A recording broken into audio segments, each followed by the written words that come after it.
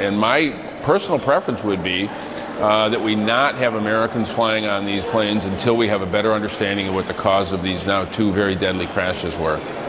So Boeing actually failed to provide a software fix for the flight control system in the 737 MAX 8 until after that October crash. There were pilots who looked at that and felt like this was a criminal omission. This was nuts. That was what they thought about this.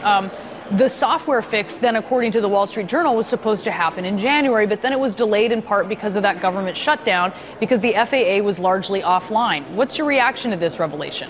Well, that's pretty troubling. And I think if the facts, those anecdotes are borne out to be true, I think there could be some real liability here. I don't want to suggest who particularly was at fault, but we have an obligation when we have a system that is designed to protect people to make sure that we follow through on that promise and not take for granted that those systems are going to work. There's a reason we have rigorous systems, and there's a reason that we enforce those rigorous regulations on manufacturers and on those who operate airlines.